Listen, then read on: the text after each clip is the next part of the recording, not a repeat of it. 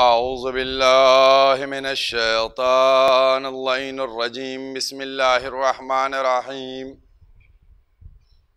अल्हम्दुलिल्लाहिल्लज़ी ला यब्लुगु मिदहतहुल क़ाइलून वला युहसी निअमाहुल आदून वला युअद्दी हक़्क़हुल मुज्तहिदून अल्लज़ी ला युदरिकुहु बुअदुल हिमम वला यनअलहु गौसुल फितन अल्लज़ी लैसा लिसिफ़तिही हद्दुन महदूदुन वला नअतुम मौजूदुन वला वक़्तुम मअदूदुन वला अजलुम ममदूदुन फ़तरल ख़लाइक़ बिक़ुदरतिही व नशरर रियाह बिरहमतिही व वत्तदा बिस्सुखूर मयदान अर्ज़िही वस्सलातु वस्सलाम अला सय्यदिल अंबिया वल मुरसलीन ख़ातिमन नबिय्यीन सय्यदनिल मुमज्जद बशीरनिल मुसद्दद नज़ीरनिल मुअय्यदल मुस्तफ़िल अमजदल महमूदिल अहमद अबिल क़ासिम मोहम्मद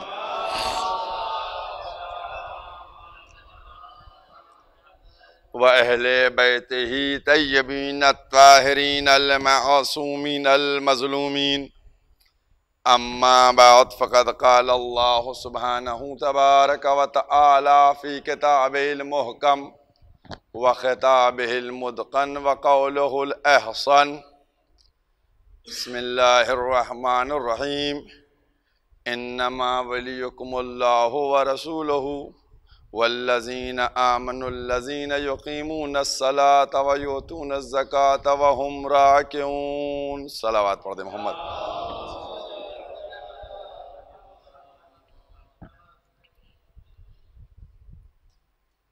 कुरान करीम के ये अल्फाज जो सूरह माइदा कुरान करीम का 5वां सूरा है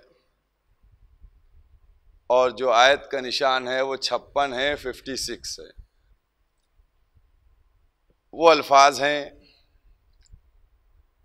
कब्ल इसके कि गुफ्तगू का आगाज़ किया जाए, आज पहली मुहर्रम है, 1443 हिजरी है।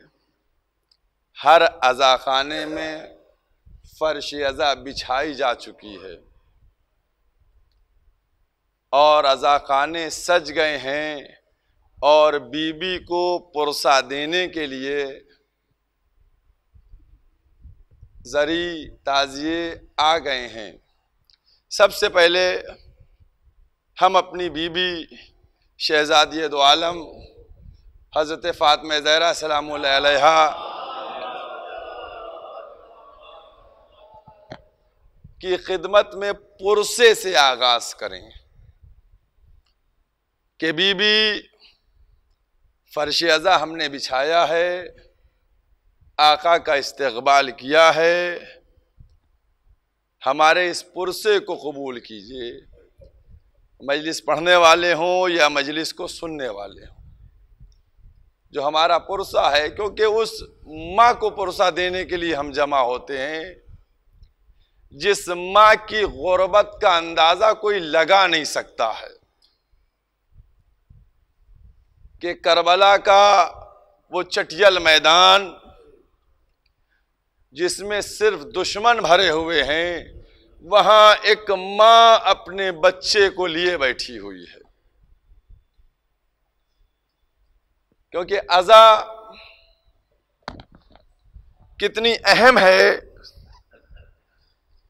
इसकी अजमत को समझे हम। और बीबी को जो पुरसा दिया जाता है उसको एहतमाम हमें कैसे करना है, इसको अपने पेश नज़र रखा जाए। बातें बहुत सी होती हैं, लेकिन हमारी तख्लीक और हमारा मकसद और हमारी रूह की ग़िज़ा क्या है, क्या है, इसका एहसास करें। और हम अपने 8वें इमाम अली इब्न मूसा रज़ा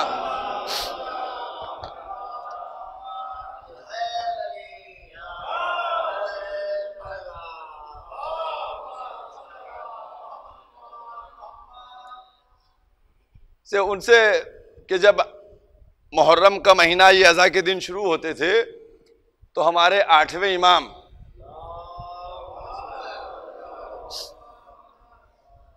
गरेबान खोल लेते थे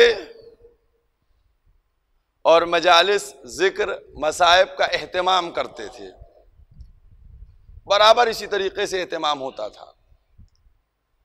तो एक शख्स ने इमाम से सवाल कर लिया, कहा मौला इतना ज़माना हो गया वाक़े करबला को, आप हर साल उसी तरीके से एहतमाम करते हैं, उसी तरीके से मजालिस का इनेकाद, गम का एहतमाम, और 10 दिन तक आप, क्योंकि बहरहाल वारिस थे तो जैसे किसी मैयत का वारिस गमज़दा होता है उस अंदाज में गम मनाया करते थे। तो जब उसने कहा कब तक आप ये सिलसिला जारी रखिएगा, तो हमारे इमाम ने क्या फरमाया, 8वें इमाम ने क्या फरमाया? इमाम ने फरमाया कि हम अज़ा को इसलिए एहतमाम के साथ बढ़ाते चले जा रहे हैं कि जिस तरीके से तुमने गदीर को भुला दिया, कहीं मुहर्रम आशूरा को ना भुला दो।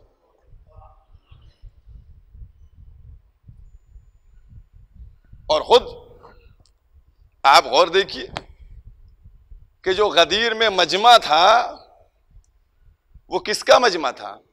असहाब थे, 1.25 लाख थे।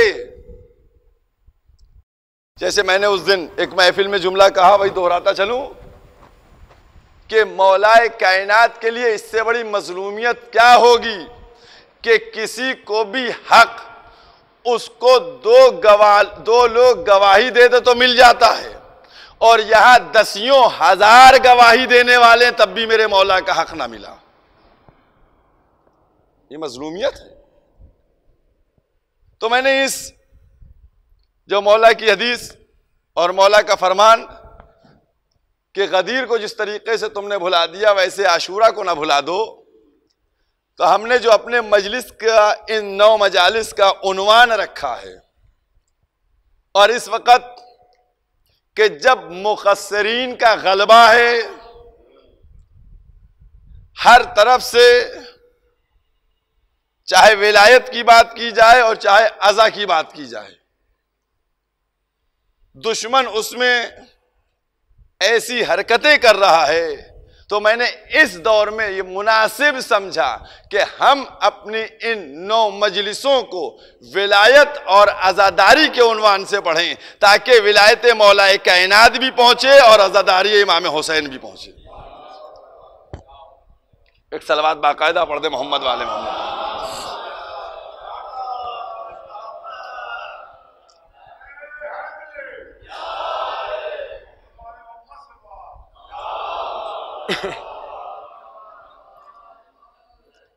देखिए, चूंकि ये पहली गुफ्तगू है, पहली नशिस्त है, पहली मजलिस है, लिहाजा कुछ चीजें अलग अलग की बयान करके आज ज़हनों को मुतवज्जे किया जाएगा, और इस बात से मुतमईन रहें कि इंशाअल्लाह जो गुफ्तगू यहां से की जाएगी उसमें इस बात का ख्याल रखा जाएगा कि कुरानी आयात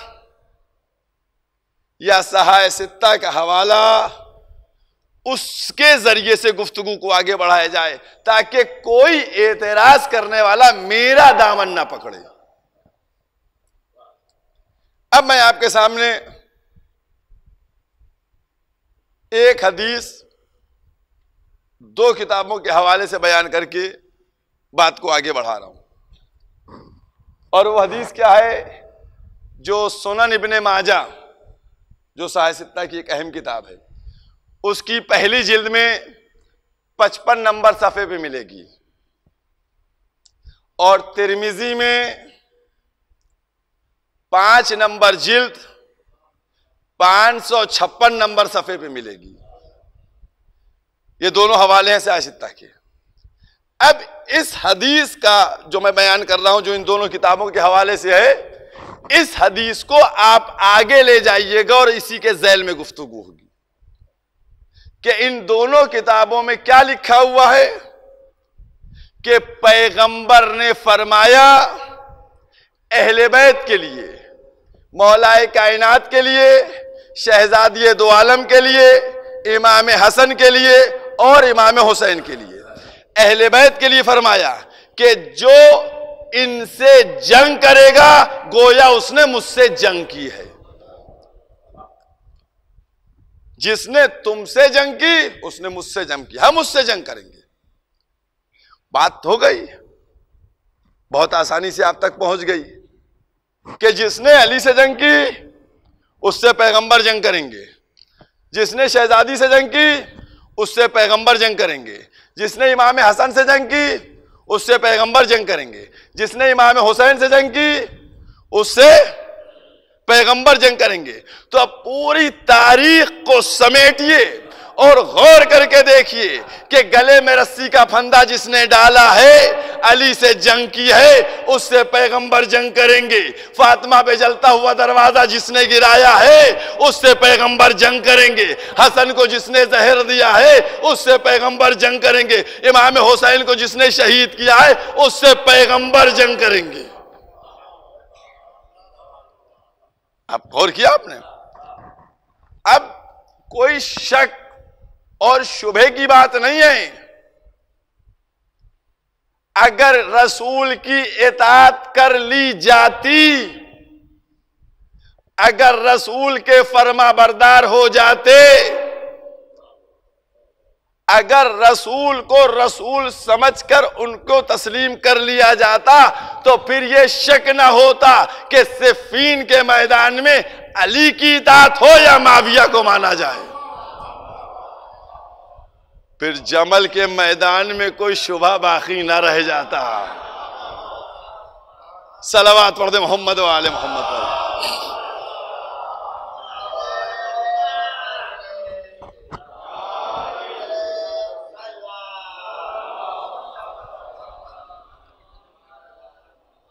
और जब यहां तक लाया हूं तो एक बात और कहता चलूं, क्योंकि मौजू वही है, विलायत, आजादारी। आप गौर कीजिएगा, ये बताइए मुनाफिक ज्यादा खतरनाक है या मुशरिक?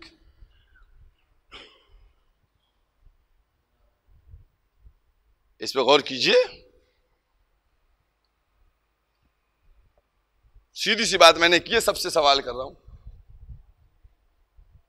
भाई, आप अपने इस मुआशरे के अंदर जो बात कहते हैं, क्या कहते हैं कि साहब पीठ में छुरी मार दी, किसके लिए कहते हैं? किसके लिए जुमला इस्तेमाल होता है? उसके लिए जो अपना हो के भी नहीं होता है अपना, उसी के लिए तो कहा जाता है। ये क्या मां देखो, जो आपका दुश्मन है, बहुत तवज्जो कीजिएगा, मैंने कहा नहीं कि आज मबादियात को बयान करके इसी को आगे बढ़ा दिया जाएगा कि आज क्या है, हमारा दुश्मन है। भाई मुशरिक काफिर है, उसका मजहब और है, वो तो मालूम है कि वो दुश्मन हैं, इस्लाम को कबूल नहीं करेंगे, लेकिन वो कि जो लिबादा इस्लाम पहन के इस्लाम को नुकसान पहुंचा रहे हैं,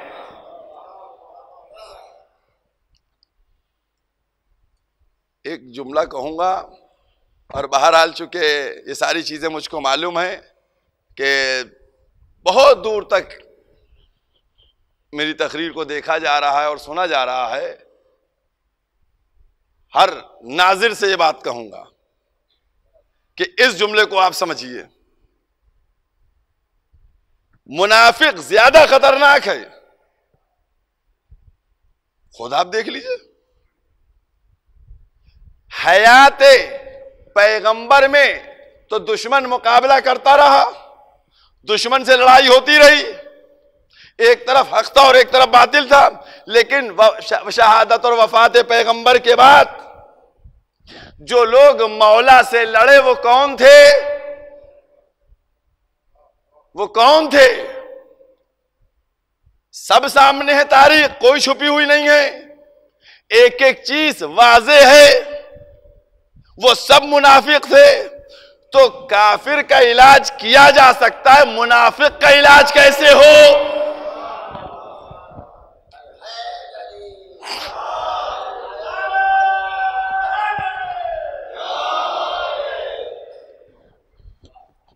भाई मैंने एक बात आपके सामने रखी नहीं रखी कि काफिर का इलाज हम इजीली कर सकते हैं, लेकिन मुनाफिक का इलाज कैसे किया जाए? तो याद रखिए, मुनाफिकत को खत्म करने के लिए बहुत छोटा सा फार्मूला है। विलायते जिक्र अली इब्न अबी तालिब अगर मोमिन की हयात है तो मुनाफिक की मौत है।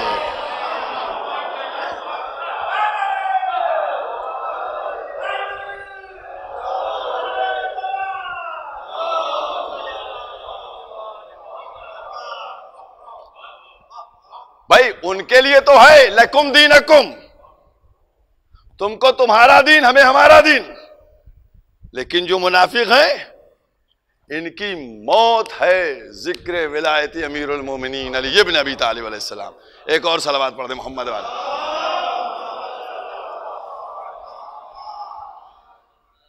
अब गौर कीजिएगा, मौला कायनात के सिलसिले में इसका सबूत दे रहा हूं अभी। हजारों हदीसें फजाइल, और जब बुखारी ने छांटना शुरू किया तो अपनी तंग नजरी,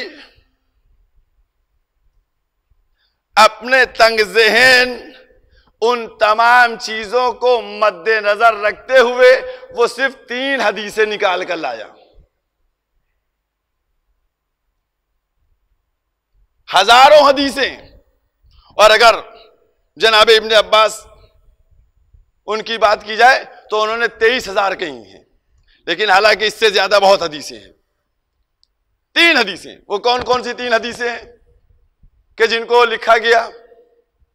एक हदीस लिखी गई कि पैगंबर ने फरमाया अली तुम मुझसे हो और मैं तुमसे हूं। एक दूसरी हदीस लिखी गई खैबर वाली, लाओतना रायता, कि कल मैं अलम उसको अता करूंगा। इसमें भी वो जुमला हटा दिया। जाकर देखिएगा सब चीजें, मैं इसीलिए हवाले से बात कर रहा हूं। कर्रार गैर फर्रार, लगता है ये जुमला लिखते शायद इसीलिए शर्म आ रही थी कि कहीं ऐसा ना होकर ये लिख दिया तो पता नहीं कितने फर्रार सामने आ जाएंगे।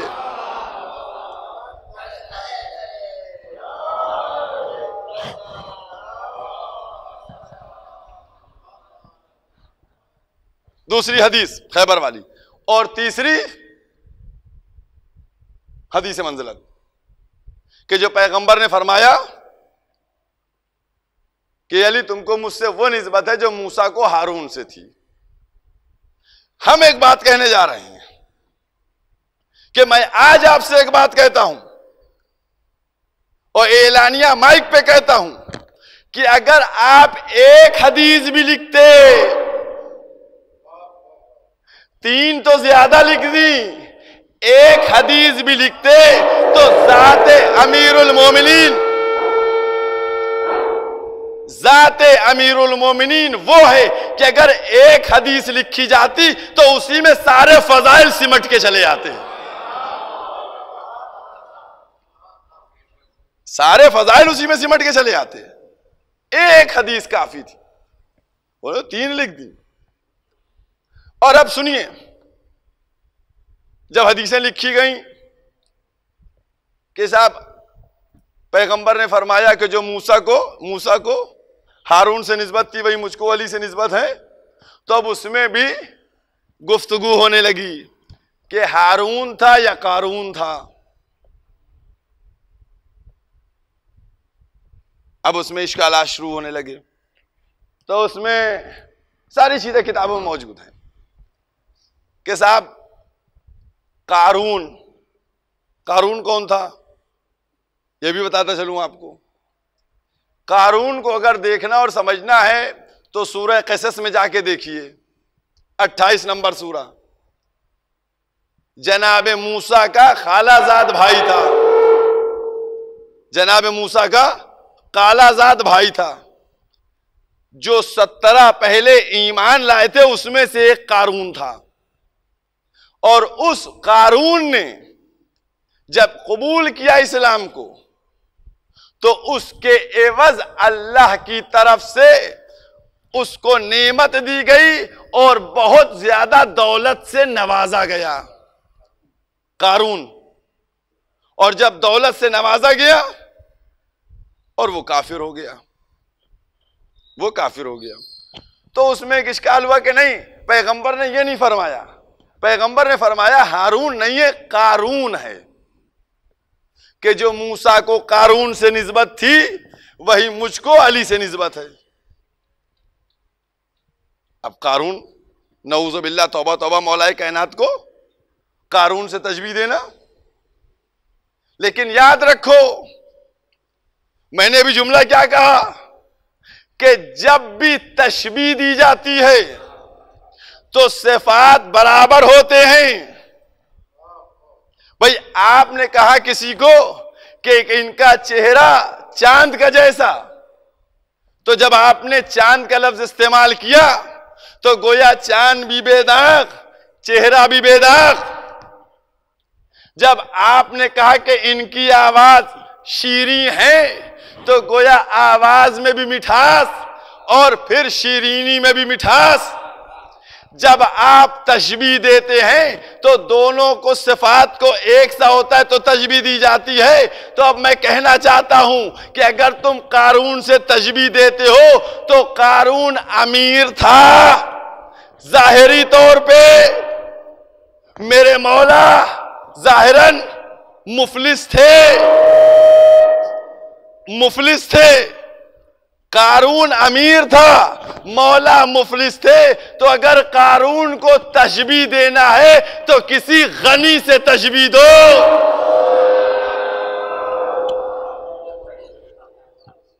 गनी से तशबीह देना चाहिए कि साहब कि ये वो भी गनी हो ये भी गनी। मौलाए कायनात की अजमत को दुनिया समझे लाख। लेकिन जब भी दुश्मन कोई पहलू निकाल के चाहेगा कि फजाइल को कम किया जाए, वैसे ही निखर के मेरे मौला के फजाइल सामने चले आए। सलवात पढ़ते मोहम्मद वाले मोहम्मद।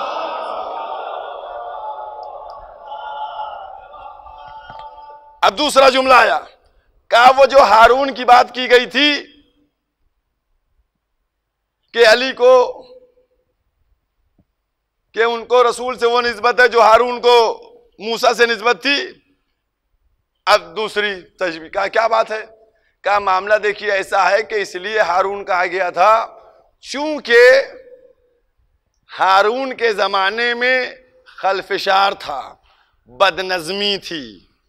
तो यहां पर जो पैगंबर ने फरमाया है वो फजीलत के उन्वान से नहीं फरमाया है बल्कि ऐब बयान किया है, नऊज़ु बिल्लाह, कि वहां भी बदनज़मी थी और अली के यहां भी बदनज़मी। तो बात बिल्कुल सही है, बदनज़मी तो थी वहां। जब मूसा गैब में गए तो हारून के दौर में बदनज़मी थी, खलफशार था। क्या हुआ था, बछड़े की पूजा होने लगी थी। अब मैं कैसे एक जुमला कह दूं, एक लफ्ज कह दूं कि जब मूसा गए तो हारून के जमाने में बदनज़मी हुई, खलफशार हुआ और बछड़े की पूजा होने लगी। जब पैगंबर गए तो अली के जमाने में खलफशार हुआ, बदनज़मी हुई। अब या बछड़े की पूजा हुई या गधे की हुई। अब ये दुनिया समझे कि किसको माना गया और किसको पूजा गया। ये वो मराइल है जिनको समझने की जरूरत है। आप गौर करके बताइए कि आखिर सबब क्या था। और एक बात याद रखिएगा, एक बात याद रखिएगा कि अगर पैगंबर ने फरमाया है तो सिर्फ पैगंबर ने नहीं फरमाया है बल्कि कुरान ने तस्दीक भी की है। कि मोहम्मद मूसा जैसे, कुरान मजीद का 73 नंबर सूरह मुजम्मिल, आयत का निशान 15, इन्ना अरसलना इलैकुम रसूलन शाहिदन अलैकुम कमा अरसलना रसूल फिरौना, कि जैसे हमने फिरौन के दौर में रसूल को नाजिल किया था ऐसे ही नाजिल किया। अब वहां एक फिरौन था कि जो अगर कंट्रोल में आ जाता तो पूरी रियाया कंट्रोल में आ जाती, लेकिन यहां बहुत से फिरौन हैं। गौर कीजिएगा, तो फिरौन मोहर लगी हुई है। अब आइए एक बात आपसे कहने जा रहा हूं, ये जब जनाब मूसा जाने लगे तो क्या दुआ की? परवरदिगार जबान की गिरे खोल दो, सीने को कुशादा कर दो, सारी चीजें एक एक चीजें सब सामने मौजूद हैं, ये कुरान है सब। चिनांचे उन्होंने एक रिक्वेस्ट डाली थी बारगाह इलाही में, बहुत तवज्जो कीजिएगा, रिक्वेस्ट की थी, दुआ की थी, परवरदिगार हारून को बना दे। मूसा ने बनाया था? मूसा ने बनाया था? नहीं, रिक्वेस्ट उधर से डाली, जब उधर से रिकमेंड करके ओके किया गया तो फाइनल डिसीजन हुआ। भाई इधर से दुआ की गई थी कर दे, तो उधर से अल्लाह ने कर दिया। मूसा नबी थे, बना लेते खुद से, हारून को अपना वसी खुद से बना लेते। नहीं गौर फरमाया आपने? भाई कुरान को तो समझिए, मूसा नबी हैं लेकिन उनको अपने वसी बनाने की परमिशन नहीं है। अगरचे बगैर किसी तरमीम के उसको कबूल किया जाता है, बगैर किसी तरमीम के कबूल किया गया, लेकिन मूसा ने नहीं बनाया। अब मुसलमानों के सरों पे कुरान रखो और उनसे कसम खिलवाओ कि ये बताओ कि जो काम मूसा भी ना कर सके कि वो अपना वसी बनाते, वो तुमने कैसे काम कर लिया? मूसा ने अल्लाह से हारून को अपना वसी मुकर्रर करवा के इस उम्मत को बताया कि देखो अगर वसी का तयन कोई करेगा तो वो सिर्फ खालिक़े कायनात परवरदिगार करेगा।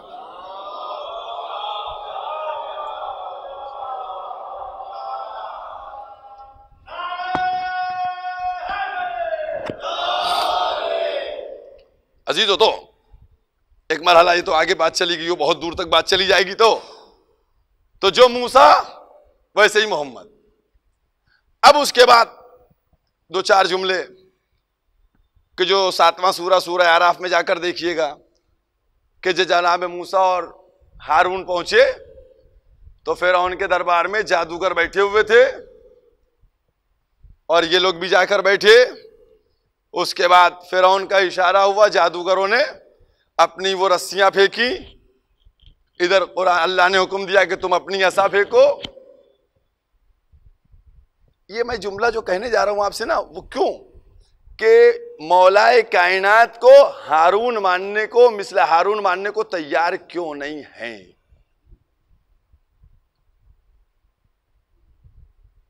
तो चिनांचे उन्होंने रस्सियां फेंकी, जनाब मूसा ने असा फेंका, असा ने सारी रस्सियां अजदाहा बनाओ, सारी रस्सियां खा ली। उसके बाद क्या हुआ? सब के सब सजदे में गिर गए और सब ने क्या कहा? जाकर देखिएगा सूरह आराफ, आयत का निशान 121, सूरह आराफ देखिएगा जाके। आमन्ना बिरब्बिल आलमीन, सब सजदे में गिरे और कहा कि हम ईमान लाते हैं आलमीन के रब के ऊपर। भाई रब तो वही है ना, रब तो वही है ना। कि हम ईमान लाते हैं आलमीन के रब के ऊपर, लेकिन यहां पर उन जादूगरों ने अपनी जबान को नहीं रोका, बल्कि आगे 122 नंबर आयत सूरह आराफ कुरान मजीद का 7 नंबर सूरा, उसमें आगे बढ़ के क्या कि हम अल्लाह पर भी ईमान लाते हैं और हारून और मूसा के रब पर भी ईमान लाते हैं।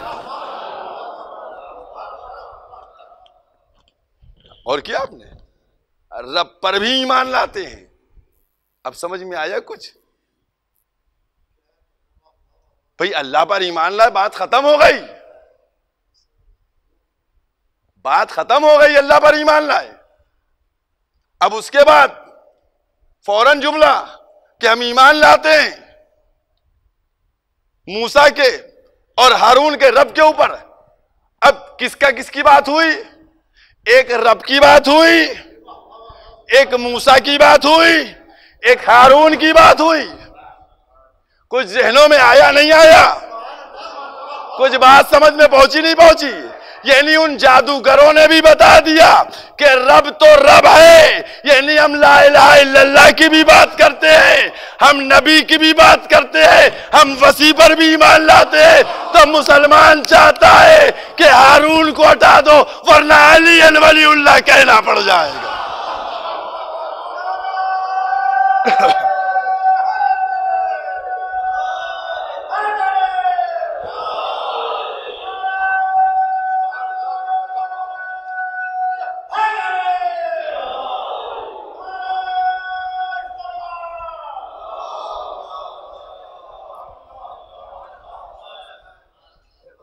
और फरमाया आपने, इसलिए कि किसी तरीके से अल्लाह पर ईमान, मूसा पर ईमान और हारून पर, ताकि पता चल जाए तीन हैं।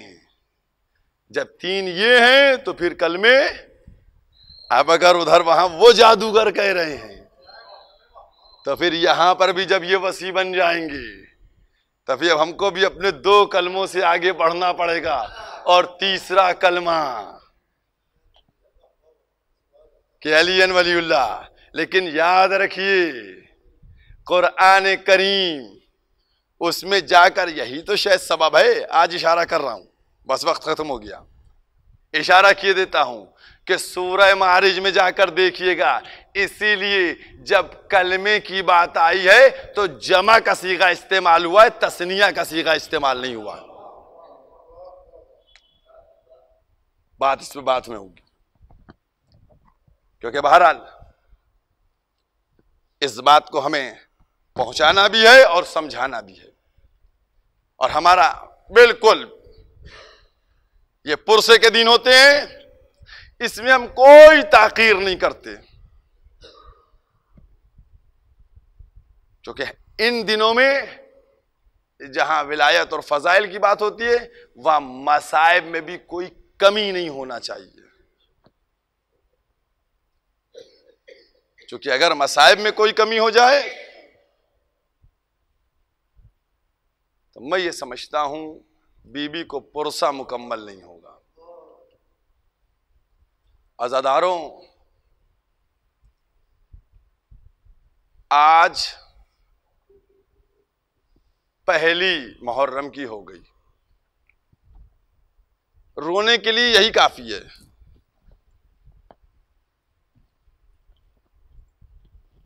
बहुत मुसीबत के अय्याम हैं, रो रहे हैं लोग। क्यों रो रहे हो? मुहर्रम पे तो रो ही रहे हैं। तुम जरा सा इतना बता दो कि अगर तुमको जुलूस की इजाजत नहीं मिल रही है तो रो रहे हो।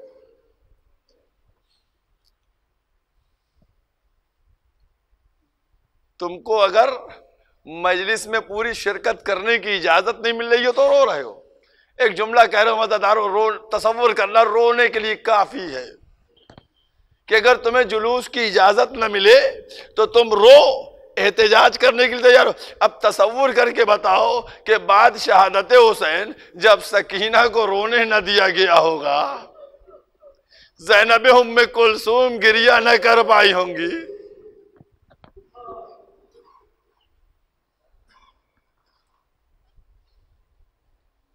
अज़ादारों, जैसे ही पहली मुहर्रम का चांद निकलता है ना, शहजादी ज़ैनब फरमाती हैं, दिल बैठा जा रहा है।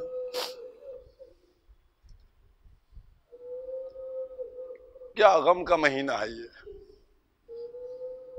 मैं तो समझता हूं जैसे ही चांद नजर आता होगा, बीबी मदीना छोड़ देती हैं, अपने लाल के गम में करबला पहुंच के वाह हुसैना की सदाएं बुलंद करती हो। अरे अजब नहीं कि नजब से मौलाए कायनात भी करबला में आ गए होंगे, मदीने से पैगंबर भी आ गए होंगे।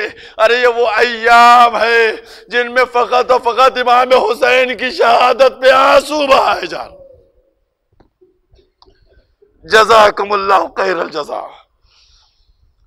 इंशाअल्लाह दुआ करते रहिए कि जिक्र करने वालों को तौफीक मिले और गम बनाने वालों को गिरिया करने की तौफीक मिले, सब गिरिया कर सके। क्योंकि पहली मुहर्रम है, किस मजलूमियत के आलम में इमाम हुसैन मक्के में मौजूद हैं। जब मक्के में मौजूद हैं तो अब कूफे वाले बुलावा भेज रहे हैं, खुतूत जा रहे हैं, मौला मेरे के यहाँ जाइए, मौला मेरे के यहाँ जाइए, मौला मेरे के यहाँ जाइए, कूफे आ जाइए। लेकिन मौला इमाम हुसैन जानते थे कि कूफे वालों ने भी क्या किया बाबा के साथ, कूफे वालों का क्या तर्ज अमल रहा। इसलिए जब खुतूत बहुत हो गए तो इमाम हुसैन ने खुद जाने से पहले मुनासिब ये समझा कि अपने सफीर को भेजे। आप समझ गए होंगे कि पहली तारीख मैं सफीर इमाम हुसैन जनाब मुस्लिम इब्न अकील का तस्करा करता हूं, क्योंकि आगाज तो 9 ज़िलहिज से हो गया था। इधर इमाम हुसैन एक नामा लिखते हैं, कूफे वालों तुम्हारे बुलावे के खत है, पूरी बात तहरीर करके मैं अपनी नियाबत में मुस्लिम को भेज रहा हूं, अपने भाई मुस्लिम इब्न अकील को भेज रहा हूं, जिसको मेरी बैयत करना है वो मुस्लिम इब्न अकील के हाथ पर बैयत कर ले। जनाब मुस्लिम कूफे पहुंचे, अजब शान से पहुंचे, क्या एहतराम क्या इंतजाम। जनाब हानी के घर में मेहमान हुए, जबरदस्त तरीके से जनाब मुस्लिम का इस्तकबाल किया गया। हजारों की तादाद में लोगों ने बैयत की, बाज रवायात में 18,000 और बाद में उससे भी ज्यादा बैयत कर चुके। जब जनाब मुस्लिम ने ये कैफियत देखी, ये हाल देखा, तो एक दफा कलम और दावात उठाकर खत लिखना शुरू किया कि गुलाम कभी अपने आका से झूठ नहीं बोलता, गलत बयानी से काम नहीं लेता। आका यहां लोगों ने कसीर तादाद में बैयत कर लिए, आप मेरा खत पाते ही कूफे की तरफ रवाना हो जाइए। इधर ये खत रवाना हुआ और उधर यजीद के पास इत्तला पहुंची कि यजीद क्या तुमको अब कूफे की चाहत नहीं है? तुम्हारा कूफे का दरबार गवर्नर जो है वो बहुत ज्यादा ढील दे रहा है और मुस्लिम का जोर बढ़ता चला जा रहा है। जैसे ही यजीद को इत्तला मिली, उसने फौरन बसरे के गवर्नर इब्ने ज़ियाद को खत लिखा कि तुम हमारा खत पाते ही कूफे जाना और कूफे की गवर्नरी, कूफे का चार संभाल के नौमान को मुअत्तल कर देना। आया इब्ने ज़ियाद, आने के बाद उसने जुल्म करना शुरू किया। जनाब हानी को गिरफ्तार किया, जुल्म ढाए उनके ऊपर। जनाब मुख्तार को गिरफ्तार किया और उसके बाद उसने ऐलान करा दिया कि अगर कोई भी मुस्लिम की मदद करता हुआ पाया जाएगा तो उसको गिरफ्तार किया जाएगा, सजा दी जाएगी। औरतों को मुखातब किया कि अपने बच्चों को बुलाएं, शौहरों को अपने वापस बुला लें, कोई भी मुस्लिम की मदद नहीं करेगा। जब यह ऐलान हो गया, हर एक सहमा हुआ, हर एक डरा हुआ, हर तरफ जनाब मुस्लिम की तलाश शुरू हो गई। अब जब मगरिब का वक्त आया तो क्या आलम था। मैंने क्या कहा था, 18,000 से ज्यादा जहां बैयत कर चुके थे, जहां लोग मस्जिद में जमा होते थे, वहीं अब क्या नतीजा है कि जब जनाब मुस्लिम मगरिब की नमाज में पहुंचे तो कुछ लोग मौजूद थे और जब नमाज पढ़ के फारिग हुए तो वो कुछ भी जा चुके थे। जनाब मुस्लिम की मुसीबत का अंदाजा कीजिए आप कि क्या मुसीबत हुई उनके ऊपर। जब जनाब मुस्लिम ने यह मंजर देखा, निकले वो गलियां कि जहां कभी जनाब मुस्लिम शहजादा बन के चलते थे, आज वही गलियां अजनबी हो गई थी। सारे दरवाजे बंद हो चुके थे।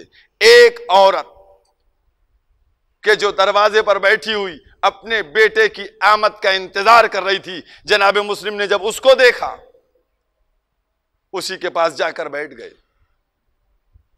उस औरत से कहने लगे, क्या मुझको पानी मिल सकता है? औरत अंदर गई, पानी लेके आई, कूजे में पानी दिया, जनाब मुस्लिम ने पानी पिया। कूजा वापस किया, औरत गई कूजा रखने के लिए, फिर कूजा रख के आई, वो बर्तन रख के आई, प्याला रख के आई, देखा बैठे हुए। कहा, भाई तुमने पानी पी लिया? कहाँ पी लिया? कहा, तो जाओ अपने घर, जमाना बहुत खराब है। तब जनाब मुस्लिम ने कहा, अगर किसी का घर ना हो तो कहाँ जाए? तो पूछा, तुम कौन हो? मुसाफिर हो? जनाब मुस्लिम ने कहा, हाँ मैं मुसाफिर हूं। कहा, तुम कहाँ के रहने वाले हो? कहा, मैं मदीने का रहने वाला। कहा, तुम मदीने के रहने वाले हो? तब वो बोली कि वापस चले जाओ, वरना मुस्लिम उनकी गिरफ्तारी के लिए इस तरीके से लोग उनको ढूंढ रहे हैं। तो एक दफा जनाब मुस्लिम ने फरमाया कि मैं ही मुस्लिम हूं।